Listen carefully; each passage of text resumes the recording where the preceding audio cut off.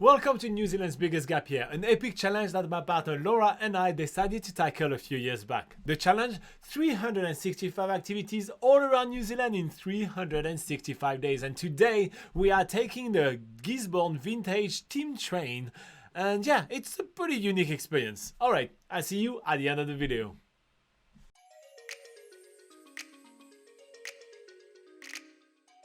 Previously on New Zealand's biggest gap year, we explored the beautiful Waioeka Gorge and its amazing amount of historical sites and amazing wildlife. And if you did miss it, make sure to hit that subscribe button so you never miss again one of our amazing adventure. And now the continuation of day 278.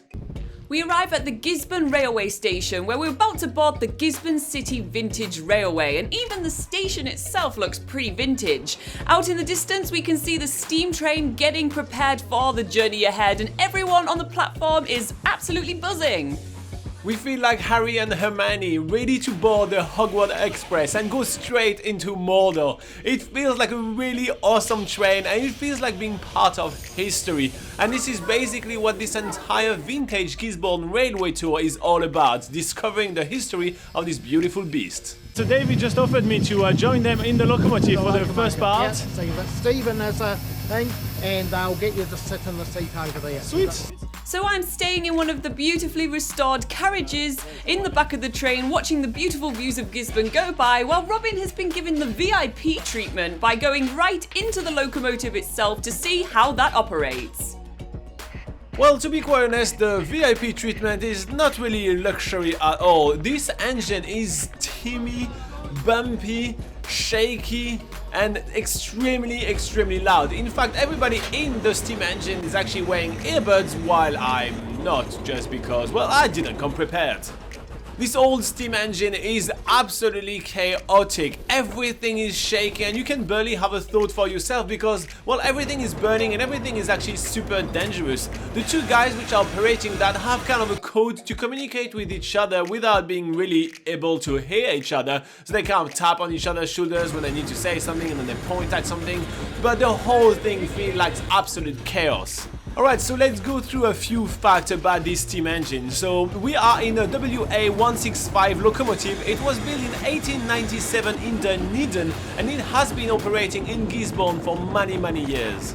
This locomotive was then retired in 1959, yeah, that means that it operated for over 60 years, which is super long for a machine of this size. Then in 1962 it was used in a kids playground around Gisborne. We have shown you guys a few kids playground around New Zealand and honestly they are always super epic, and having a massive real-life locomotive as a playground is a prime example of that. One of the really interesting and pretty gnarly sections of this railway journey is going over the Waipawa River Bridge, which is about 329 meters long. It's a really old bridge and we have to slow right down to cross it to about 10 kilometers per hour, and currently we've been traveling about 25 to 30 kilometers per hour, but eventually we do make it over the bridge alive and come to our final stop for today, which is in Muriwai. The river crossing is not the only highlight of this railway journey though. We've also crossed over an airport on a runway, which is the only railway line in the southern hemisphere to do so. Once we arrive in Muriwai, it's time for the locomotive to move from the back of the train or the front of the train to the other side of the train so we can start making our way back toward Gisborne. So everybody is watching the locomotive being anchored back to the train. I hope anchored is the correct word. I'm pretty sure it's not, but we'll go with that for now. And then after, we are making our way all the way back toward the train station that we started at. It's a really cool way to see the same sceneries but in a different light, and this light right now is a smoky one. God damn, a steam train creates a lot of smoke. But jokes aside, I actually do really like the fact that we get to see the same sceneries twice, because when I was inside the locomotive with all this chaos going on, I didn't really get a chance to embrace and see where we were actually driving through. So now that I'm in the luxurious wagon, I get to see it all over again.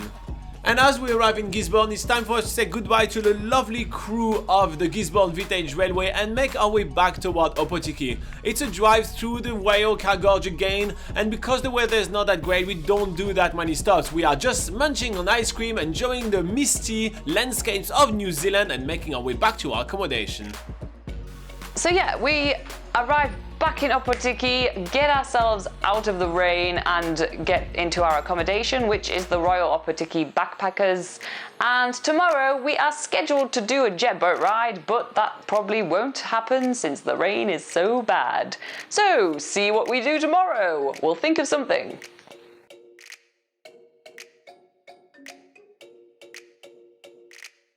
Alright everybody, I hope that you enjoyed this video. That was part 2 of day 278.